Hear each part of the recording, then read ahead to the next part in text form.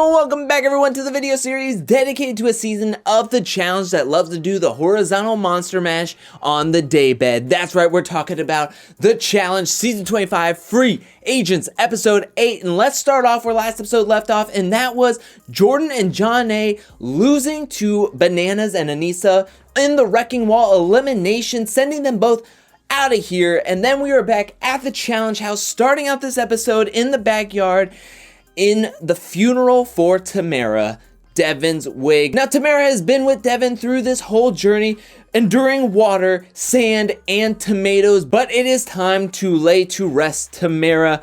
R.I.P. Tamara. But then, after how emotionally taxing that funeral is, we move on to the bar scene where people are vibing, people are chilling, and Nani and Cuddles are getting super close, and Nani is putting up some boundaries in between her and Cuddles because things are getting a lot serious between them, and Nani keeps on saying how she's going to hurt Cuddles, and it is going to be very bad for him. Then we move back to the challenge house where Cuddles goes to bed early, and Nani and Johnny, they get very close. And we already saw them get very close in their bachelorette party where Johnny was the stripper to Nani, and things go even further on the daybed where we find Johnny's drawers. But now we move on to this week's daily challenge where we go to the beach and there's this apparatus with a whole bunch of straps on it, and it is called Hold That Pose. Now, this is going to be played in 2 teams of 7, and what you have to do is that in these metal cubes,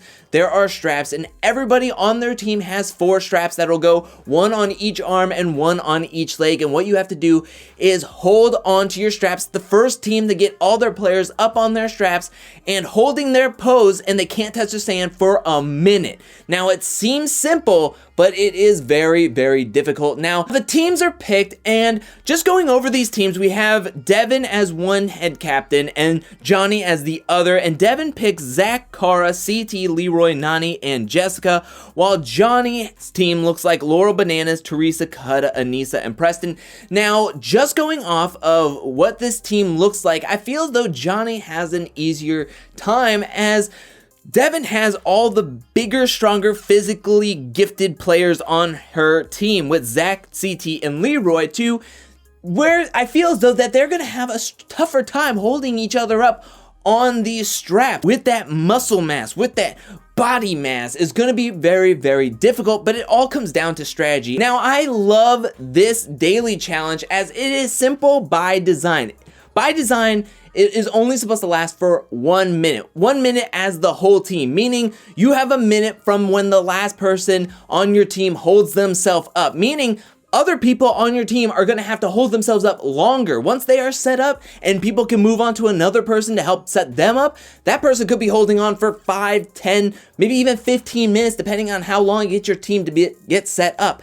But I love this daily challenge because there's so many facets to it. There's so many facets to where there is a physical component to holding yourself up, a mental component of trying to figure out where everybody should be sitting, who should be holding on to what straps, and also communication, as communication is key right here. Whether somebody is saying that they can't hold that pose, somebody saying that, oh, I can do purple instead of red, and everybody working together. Now, we have Johnny's team working on getting their people up quickly. However, their whole team is working one person at a time, to where people are getting Cuddles set up, and then they move on to Teresa. Whereas on the other side, Devin's team is working together, but separately, if that makes sense. As 2 people are helping Cara get together, then there's other people working on getting other people set up, and they're being able to divvy up who's going where in an efficient manner, to where once they get all their people set up, Johnny's team only has 3 people set up as the time CT pulls up his feet from the sand, which is only a centimeter off the floor. He puts up his and says, go, and that's when their minute starts. Let me tell you something right now. I knew how this daily challenge was gonna go, but I still had to hold my breath for a minute watching CT's feet just dangling just a centimeter, an inch off the dirt. I don't know how he does it, because once I do this and I'm putting my legs up on my chair, I'm telling you right now, I already get a cramp. I can only imagine how CT is holding his big frame with all that muscle mass, holding it as hard as he can, just trying to keep his feet from touching this dirt. I don't know how he does it, but he does it. He perfects the crouching Buddha hidden Yoda pose to put his team in victory formation, and Johnny's team is going to have 2 people being thrown straight into the elimination, and then the rest of the people are going to take part in the draw. We move back to the house where the guys are all working out, and CT, Leroy, and Zach are in the gym, and they're thinking, all right, I guess it's time to throw Preston into the elimination. Why not? Let's just throw him in now, and we don't have to worry about him in the rest of this episode or this season.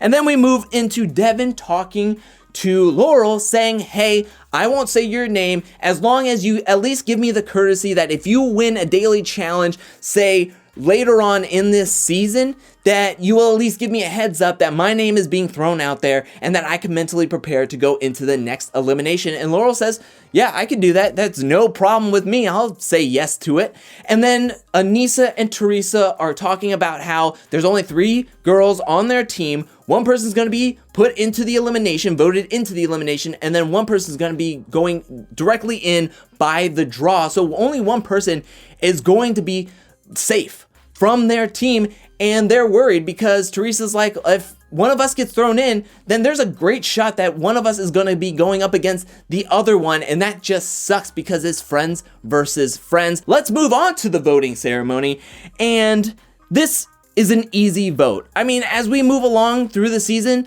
I would think that the voting would get more difficult. However, it wasn't difficult at all, as it was unanimous on both votes, as Aneesa and Preston get a vote of 7-0. They're voted directly into the elimination. Aneesa is pissed. She wants blood, and she wants specifically Laurel's blood. She doesn't want to go up against Teresa.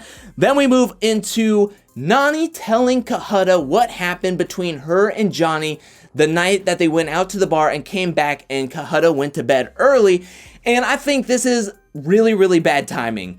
I'm sorry, but if I'm going to be possibly going into an elimination that night, I don't necessarily want to hear all the bad things that could take me out of the mental mindset of me getting ready to go into the elimination and taking care of business.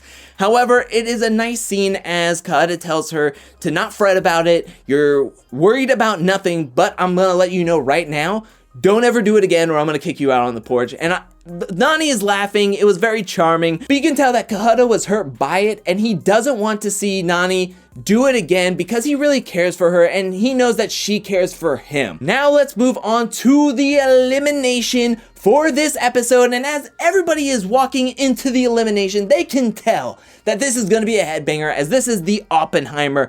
We saw this happen earlier on in the season. It is a hall brawl except in a circle, and there's a bell on either side. So let's move into the draw, and we start off with the women, and it is a 50-50 shot. It is either going to be Laurel or Teresa going up against Aneesa, and Laurel is up first. She walks over, and you can tell when she's about to like flip over the card, she looks at the other one and then comes back to the one she's standing in front of and flips it, and it is the kill card. You just have to think that, oh man, it must have been a second guess or something, or a triple guess. She's like thinking she's gonna pull this one, second guesses herself, and then goes back over there and flips the first one, and then it is the kill card. Then we move on to the guys. It is a 1 in 3 shot of seeing who's going to go up against Preston. Bananas goes up there and he's doing the eeny, meeny, miny, mo, and TJ is not having it. He's not excited about this one. He thought the CT walking up and flipping it and keep on walking without knowing exactly what's on the card was cool. He says this one was so lame,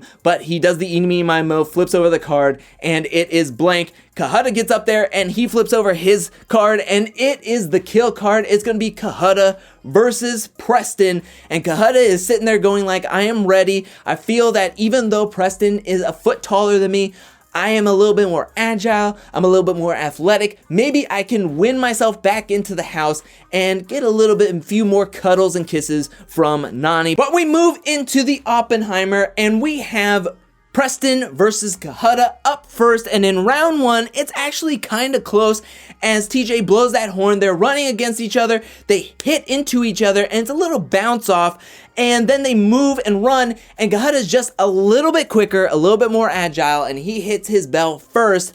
But Preston was close. We have to see what's going to happen in round 2. TJ blows that horn. They are running at each other, and this is a good wrestling match. I'm going to tell you right now, this was a lot more physical than I thought it was going to be when I saw the matchup of Cohutta versus Preston. They're putting up a good fight. Preston's actually pushing back Cohutta, and he's getting very physical with them to where Cohutta's helmet falls off in the scuffle, and then when they split apart from each other, Preston turns to run to his bell, where he's closer to his bell than, say, Cohutta's bell.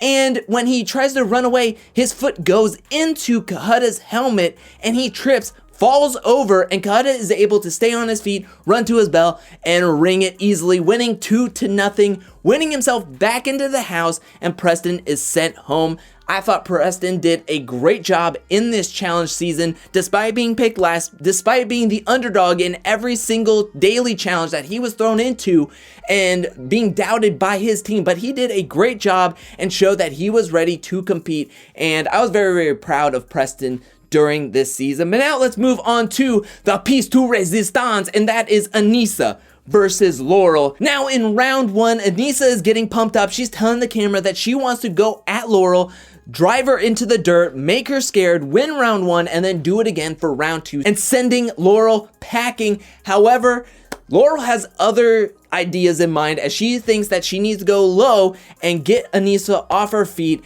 and just drive through her to ring that bell. Let's see what strategy actually prevails as TJ blows that horn in round 1. Aneesa was able to get lower on Laurel when they did collide. However, they do a bit of a hit and run. It's not very physical in round 1. They hit and run, they run past each other, and Laurel's long strides was able to get her to her bell just before Aneesa did. So Laurel takes round 1, and then in round 2, Aneesa's like, I gotta do something different. I gotta get lower. However, in round 2, TJ blows that horn. Laurel and Aneesa run at each other, and Aneesa's a little bit more upright than she was in the first round, and it looked like she got whiplash as she collides with Laurel. Her head just snaps back, but she's able to try to drive her feet. It is a good scuffle until they split apart. They're running, and it's almost exactly deja vu of what happened in round 1. Laurel's longer strides was able to get her to her belt like a millisecond ahead of Aneesa, as Laurel was able to ring her bell and Aneesa was just a hair slower, and she loses out 2-0. Laurel stays in this game and Aneesa is sent home. I thought this was a really good elimination, a really good Oppenheimer matchups on both ends, and I just thought that this was really, really good. We move back to the challenge house as Nani and Cohutta get a little cozy in the bunk bed, and the episode ends with them cuddling in bed, being all cozy, and it just warms your heart a little bit. After everything that happened in this episode, it warms your heart to end on a very cuddly, spoon-filled, a love boat kind of feel at the end of the episode.